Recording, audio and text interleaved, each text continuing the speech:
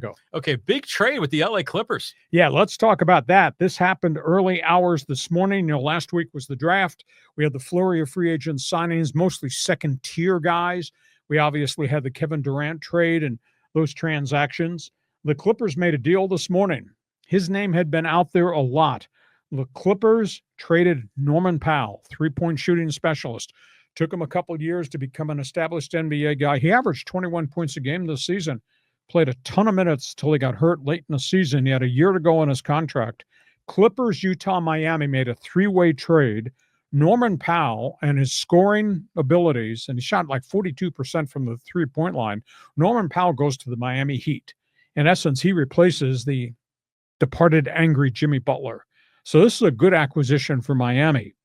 Utah picks up, in the twilight of his career, Kevin Love, picks up three-point shooter Kyle Anderson, and picks up some draft picks as part of this transaction. And the Clippers get explosive, jumping jack, young forward John Collins.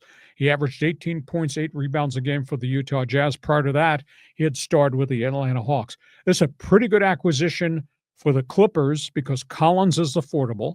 Collins has got time left on his contract. Collins is younger than any of the other established stars in the Clippers starting lineup. And this guy can play inside, he can run the floor, and he can stroke it and shoot from the outside. Now, the Clippers are not done.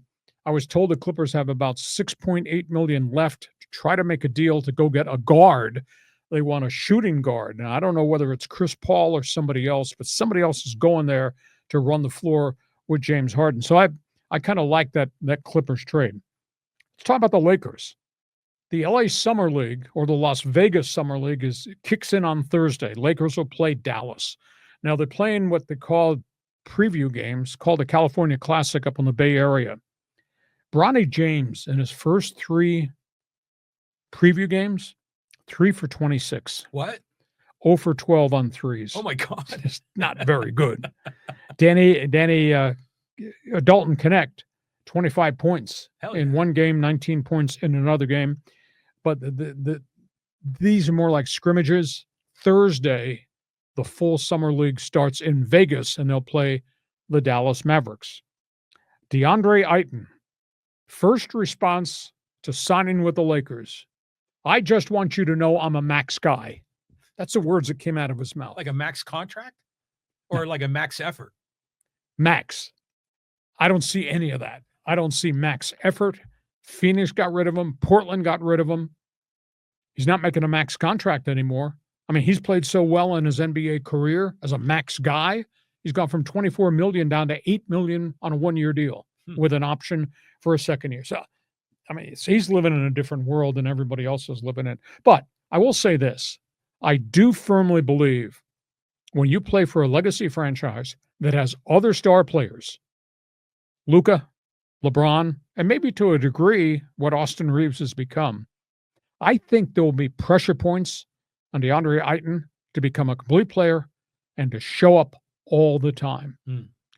One of the NBA writers in Portland for the Oregonian just wrote a caustic story, just killed DeAndre Ayton for all the junk that happened in the 2 years that he was up there. So much was expected. He was going to be the cornerstone, and they were going to build around him. And just the whole thing evaporated because he wasn't a max guy.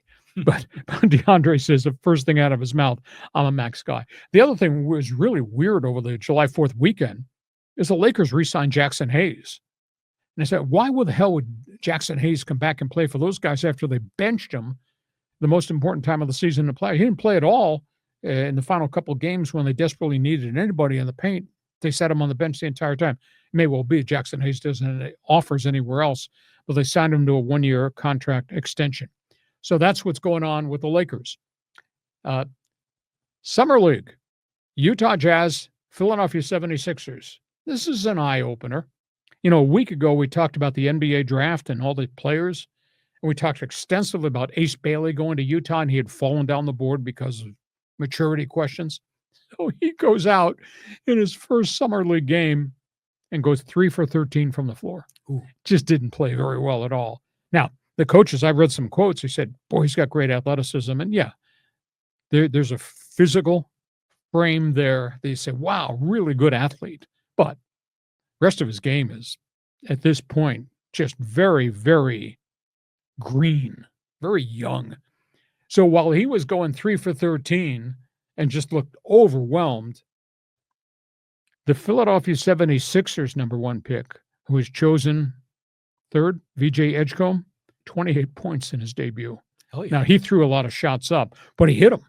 So that was interesting to see where Ace Bailey was and where VJ Edgecombe was in their debuts in the summer leagues. And again, we got a couple of weeks of basketball now with all the NBA teams now getting all their draft picks into Vegas for the summer league activity. So interesting. So talk about the Norman Powell trade. You like this John Collins thing, or do you think Powell proven he should have stayed there? But I like the Clippers acquisition of getting athletes.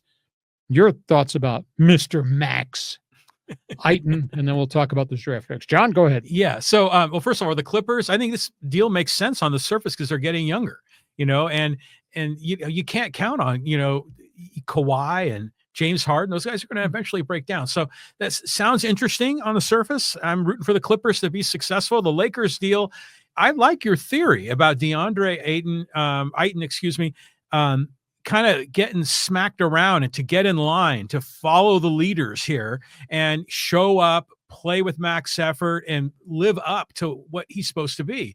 Because I think in a lot of these other teams, like when he was with Portland, they probably were looking at him to be a leader. Yep. But he's a goofy guy. He likes to dance and play around and have fun. And that's not a leader, So, but I don't know, that could work with the Lakers. But the last part of it is the part I want to ask you. Is I've been watching some of these summer league games, and you could tell that the talent is just so much different than the NBA. There are a lot of these guys, they're athletically just outstanding. They can run, they can jump, they can play defense, but a lot of the elegance and the fine touch is missing with a lot of these players. My guess is, do they only take some of the summer league to the G League at the end? And then obviously there's the elite of the G League team. They get the two-way contracts. So I'd imagine like half of that summer league team doesn't even make the G League. They could, but at the end of the day, Edgecombe and Ace Bailey and these guys, Cooper Flagg, they'll be in the Las Vegas Summer League.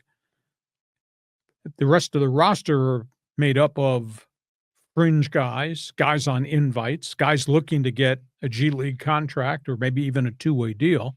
But the stars will play. The Bronny Jameses of the world will play, but the rest of the Lakers team will be made up of refugees from other places. Yeah. They're just going to take a look at. Exactly. That's what I kind of thought it was. Just like some warm bodies out there. Okay, so you're a Laker fan. You're a Clipper fan. You want to talk about Mr. Max Eiton? Feel free. Join us. Fans Forum chat box is open.